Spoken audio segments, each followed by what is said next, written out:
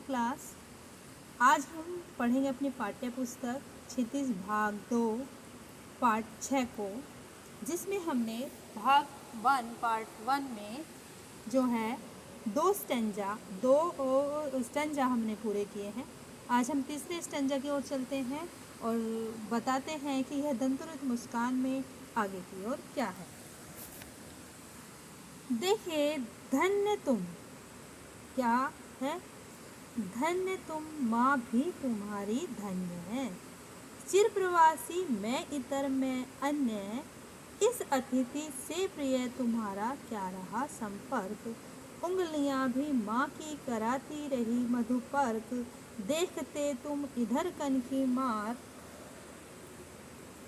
और होती जबकि आंखें चार, तब दंतुरित तुम्हारी दंतुरित मुस्कान मुझे लगती बड़ी ही छविमार। इसमें चिर मतलब लंबे समय से, प्रवासी मतलब विदेश में रहने वाला, और इतर मतलब दूसरा, संपर्क संबंध। मधुपर्क मतलब शहद, घी, दही, जल और दूध को मिलाकर बनाए जाने वाला पदार्थ, जिसे कुछ लोग पंचामृत भी कहते हैं, और हम अपनी भाषा में कहें तो हम इसको चरना अमृत कहते हैं। कनखी मतलब तिरछी नजरों से देखना। छविमान मतलब सुंदर, यानी किसी चीज को देखकर आकर्षित होना, उसका सुंदरता का वर्णन करना इत्यादि। अब इसमें कवि ने कहा है कि तुम धन्य और माँ तुम्हारी धन्य। कवि बच्चे की मधुर मुस्कान देखकर कहता है कि तुम भी धन्य हो और तुम्हारी माँ भी धन्य है, जो तुम्हारे और तुम उनके साथ रहते हो, जो तुम एक दूसरे के साथ मिला है, इसीलिए तुम दोनों ही धन्य हो। मैं तो सदैव बाहर ही रहा हूँ, कवि कह रहे हैं, इस अतिथि से प्रिय तुम्हारा क्या रहा संपर्क। यानी मैं तो हमेशा बाहर ही रहा हूँ, इसीलिए मैं तुम्हारे लिए अपरिचित ही बना रहा हूँ। मैं एक अतिथि हूँ, हे प्रिय, मुझसे तुम्हारी आत्मीयता कैसे हो सकती है, अर्थात मेरा तुमसे कोई संपर्क नहीं रहा। उंगलियां माँ की कराती रही मधुपर्क, देखते तुम इधर कनखी मार, और होती जबकि आँखें चार, तब तुम्हारी दंतुरित मुस्कान मुझे लगती बड़ी ही छविमार। अब क्या कह रहे हैं कवि? कवि कह रहे हैं कि तुम्हारे लिए तो तुम्हारी माँ की उंगलियों में ही आत्मीयता है, यानी तुम उनकी उंगलियों को और उनके प्यार को समझ जाते हो, जिन्होंने तुम्हें पंचामृत पिलाया, इसीलिए तुम उनका हाथ पकड़कर मुझे तिरछी नजरों से देख रहे हो। जब तुम्हारी नजरें मेरी नज़र से मिल जाती हैं, तब तुम मुस्कुरा देते हो। उस समय तुम्हारे नए नए निकले दांतों वाली मधुर मुस्कान मुझे बहुत ही प्यारी लगती है। ये कविता थी, यह दंतुरित मुस्कान। नागार्जुन की दूसरी कविता है फसल। ठीक, फसल में कविता में कवि ने अनेक तत्वों का उल्लेख किया है, जिसके सहयोग से फसल का निर्माण होता है। कविता में फसल के निर्माण में किसान की भूमिका और उसके परिश्रम को रेखांकित करने के साथ ही साथ मिट्टी, जल, सूर्य, हवा आदि सभी के योगदान को भी बताया है।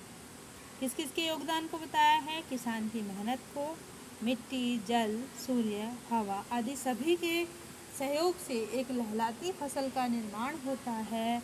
प्रकृति और मनुष्य परस्पर सहयोग का ही परिणाम है फसल एक के नहीं, दो के नहीं, ढेर सारी नदियों के पानी का जल। एक के नहीं, दो के नहीं, लाख लाख कोटि हाथों के स्पर्श की गरिमा, एक की नहीं, दो की नहीं। अब कोटि कोटि मतलब करोड़ों, स्पर्श मतलब छूना, गरिमा मतलब महिमा, गुणधर्म मतलब स्वभाव। अब इस स्टैंजा में कवि कहना चाहते हैं कि कवि ने इस बात को स्पष्ट किया है कि लहलाती फसल को पैदा करने में प्रकृति और मनुष्य दोनों का ही पारस्परिक सहयोग होता है। इसीलिए वह कहता है कि फसल को पैदा करने में केवल एक दो नदियां ही नहीं अपितु अनेक नदियां अपना जल देकर उसकी सिंचाई करती है, तब फसल का निर्माण होता है। उसमें केवल एक दो मनुष्य ही नहीं अपितु लाखों करोड़ों मनुष्य का परिश्रम होता है। उसमें केवल एक दो खेतों का ही नहीं अपितु हजार हजार खेतों की मिट्टी का गुणधर्म मिलता है, यानी हजार हजार खेतों की अनेक अनेक प्रकार की मिट्टियों का सहयोग भी होता है। इसीलिए हजार हजार खेतों की मिट्टियों का गुणधर्म मिलता है, तब खेतों में कैसी फसल होती है? लहलाती हरी हरी फसल उगती है। इस प्रकार प्रकृति और मनुष्य के सहयोग से ही सृजन संभव होता है, अर्थात फसल का निर्माण संभव है।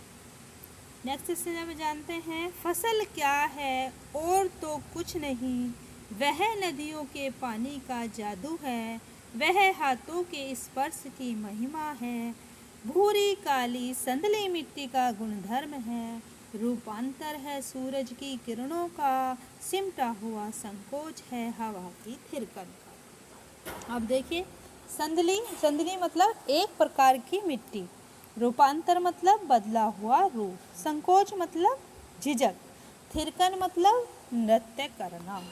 कवि ने इस बात को स्पष्ट किया है कि फसल को पैदा करने में प्रकृति और मनुष्य दोनों का ही सहयोग होता है, इसी से सृजन संभव होता है।